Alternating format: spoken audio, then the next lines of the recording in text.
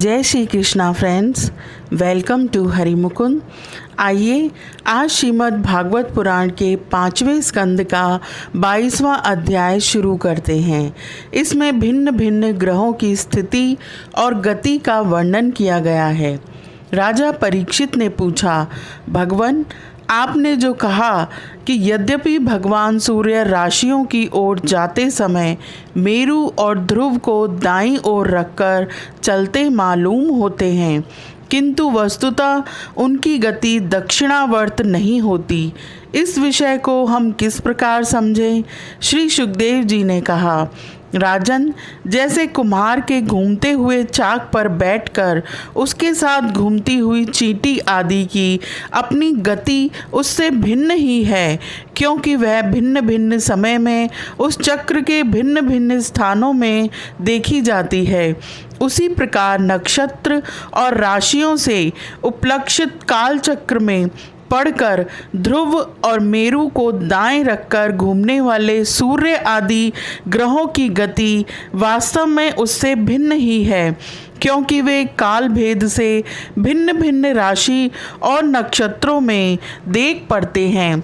वेद और विद्वान लोग भी जिनकी गति को जानने के लिए उत्सुक रहते हैं, वे साक्षात आदि पुरुष भगवान नारायण ही लोगों के कल्याण और कर्मों की शुद्धि के लिए अपने वेद में विग्रह काल को 12 मासों में विभक्त कर वसंत आदि 6 ऋतुओं में उनके यथा योग्य गुणों का विधान करते हैं।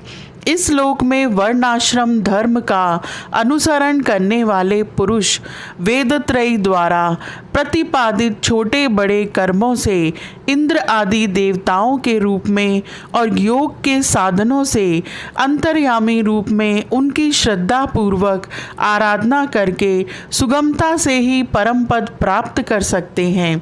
भगवान सूर्य संपूर्ण लोकों की आत्मा है।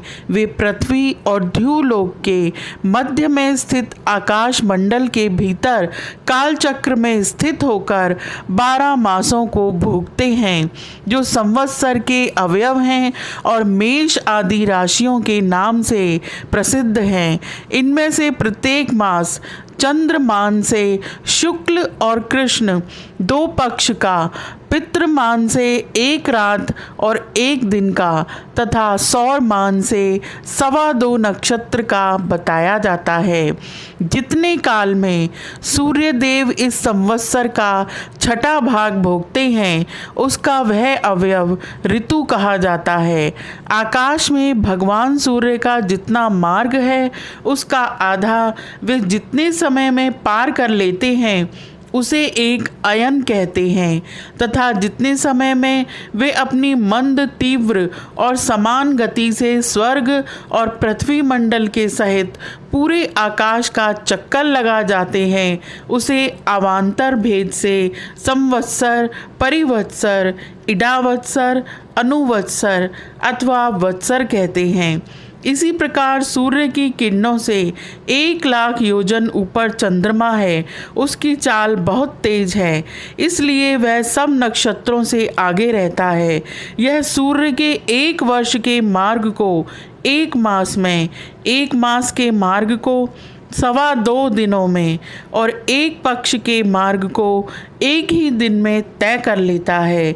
यह कृष्ण पक्ष में क्षीण होती हुई कलाओं से पितृगण के और शुक्ल पक्ष में बढ़ती हुई कलाओं से देवताओं के दिन रात का विभाग करता है, तथा 30-30 मुहूर्तों में 1-1 नक्षत्र को पार करता है। अन्नमय और अमृतमय होने के कारण यही समस्त जीवों का प्राण और जीवन है।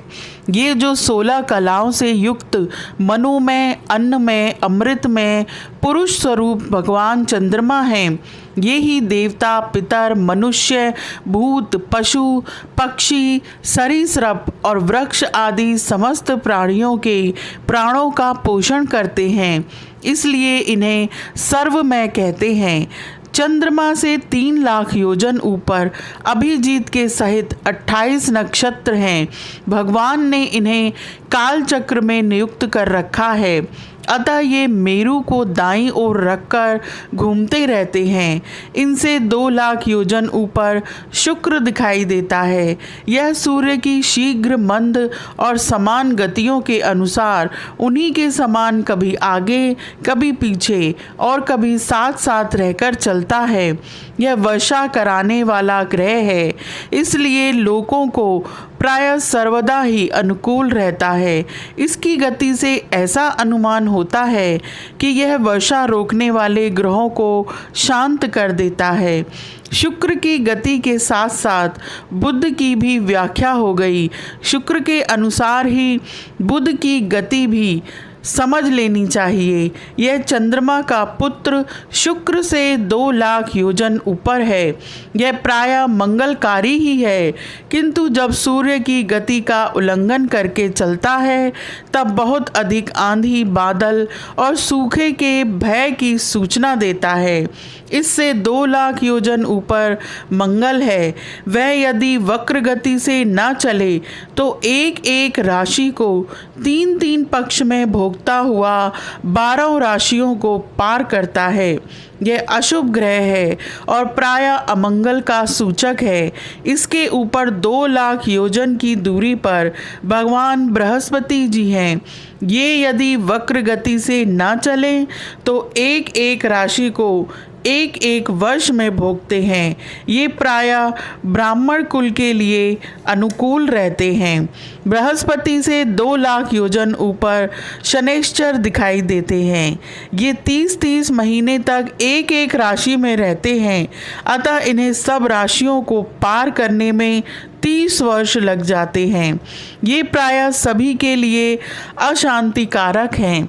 इनके ऊपर 11 लाख योजन की दूरी पर कश्यप आदि सप्त ऋषि दिखाई देते हैं। ये सब लोगों की मंगल कामना करते हुए भगवान विष्णु के परम पद ध्रुवलोक की प्रदक्षिणा किया करते हैं। यह अध्याय यहीं समाप्त होता है। आज के लिए इतना ही। Please like, share and subscribe my channel. Thank you.